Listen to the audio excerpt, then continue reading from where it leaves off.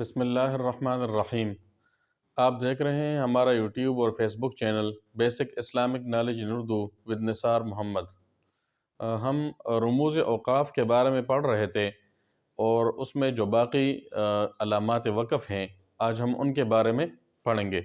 رموز اوقاف، تو رموز اوقاف میں سے جو علامات وقف ہے وہ ہے قف،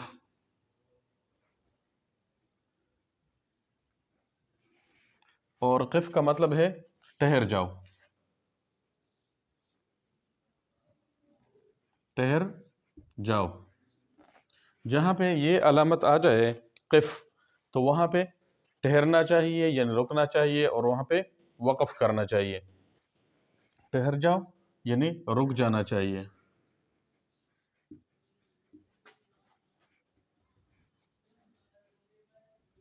رک جانا چاہیے قف میں۔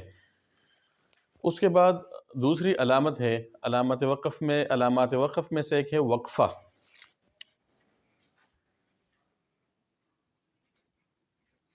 وقفہ،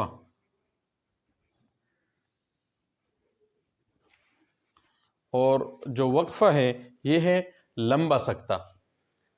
جو سکتہ ہے اس کے بارے میں ہم نے پڑھا تھا کہ سانس جاری رہے اور آواز بند ہو جائے تو یہ سکتہ ہے۔ تو یہی طریقہ ہے، لیکن یہ جو وقفہ ہے اس میں ذرا لمبا سکتہ کریں گے، لمبا سکتہ۔ سانس کو جاری رکھیں گے اور آواز کو روک دیں گے، یعنی جیسے واعف عنا، واعف عنا، اور یہاں پہ لکھا ہوگا وقفہ، اور آگے ہے واغفر لنا۔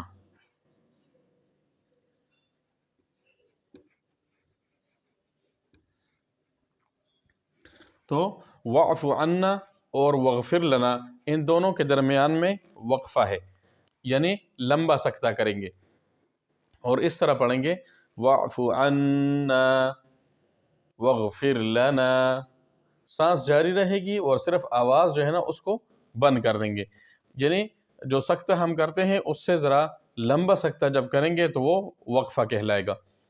واعف عنا واغفر لنا، یہ ہے وقفہ۔ علامات وقف میں سے جو علامت ہے وہ ایک ہے لا۔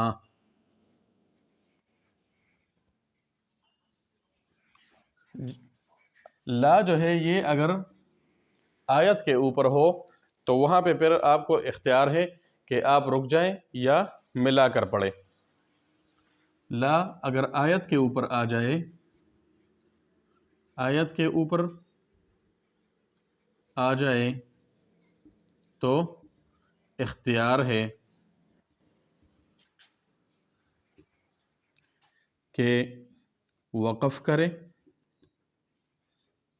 یا وصل، یعنی وہاں پہ یا تو رک جائیں یا ملا کر پڑھیں۔ وصل کہتے ہیں ملا کر پڑھنے کو۔ جہاں پہ لا آ جائے آیت کے اوپر تو وہاں پہ پھر آپ کو اختیار ہے کہ آپ وقف کریں یا وصل کریں، یعنی وقف کریں یا ملا کر پڑھیں۔ لیکن اگر عبارت کے درمیان میں آ جائے، عبارت کے درمیان آ جائے تو ملا کر پڑھنا چاہیے۔ اگر عبارت کے درمیان میں آ جائے تو وہاں پر وقف نہیں کرنا چاہیے بلکہ ملا کر پڑھنا چاہیے۔ اگر لا جو ہے عبارت کے درمیان میں آ جائے تو پھر اس کو ملا کر پڑھنا چاہیے۔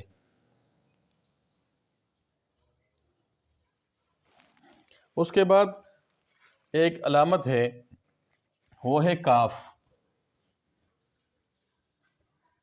اور کاف کا مطلب ہے کذالک، یعنی اسی طرح۔ اسی طرح کا کیا مطلب؟ یعنی جو وقف پیچھے گزر گئی ہے، جس قسم کا وقف پیچھے ہے اسی قسم کا وقف یہاں کریں گے، یعنی पिछले वक़फ़ के मुताबिक।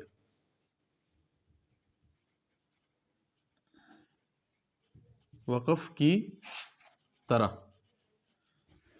पिछले वक़फ़ की तरह। जो काफ है इसका मतलब है कज़ालिका, यानी पिछले वक़फ़ की तरह। अगर पीछे वक़फ़ गुज़रा है क़िफ़, तो जहाँ पे ये लिखा हो काफ तो वहाँ पे ये क़िफ़ वाला वक़फ़ करेंगे। अगर पीछे वक्फ़ा गुज़रा है और ये काफ आया है तो वक्फ़ा करेंगे। अगर पीछे वक़फ़ ताम है या वक़फ़ मुतलक है या जो भी है, तो अगर ये काफ आ जाए तो उसी तरह का वक़फ़ वहाँ पे करेंगे। आज हमने रुमूज़ औक़ाफ़ में पढ़ा क़िफ़ के बारे में। क़िफ़ का मतलब है ठहर जाओ, यहाँ पे रुक जाना चाहिए। वक्फ़ा ये ज़रा लंबा सकता है, यहाँ पे आवाज़ जारी रहेगी और सांस को रोक देंगे। सांस जारी रहेगी और आवाज़ को रोक देंगे। और ये ज़रा लंबा सकता है, जिन दो अल्फाज के दरमियान में ये वक्फ़ा आ जाए वहाँ पर लंबा सकता करेंगे और इस तरह पढ़ेंगे वअफ़ु अन्ना वग़फ़िर लना। जहाँ पे अलामत आ जाए ला, तो वहाँ पे अगर ये आयत के ऊपर है तो फिर आपको इख्तियार है कि रुक जाएं, यानी वक़फ़ करें, या वसल यानी मिलाकर पढ़ें। और अगर इबारत के दरमियान में हो तो फिर मिलाकर पढ़ना चाहिए, वहाँ पे वक़फ़ नहीं करना चाहिए। काफ आ जाए तो काफ का मतलब है कज़ालिका, यानी पिछले वक़फ़ की तरह, यानी पीछे जिस किस्म का वक़फ़ गुज़रा है उसी किस्म का वक़फ़ यहाँ पर भी करेंगे। सदक़ल्लाहुल अज़ीम।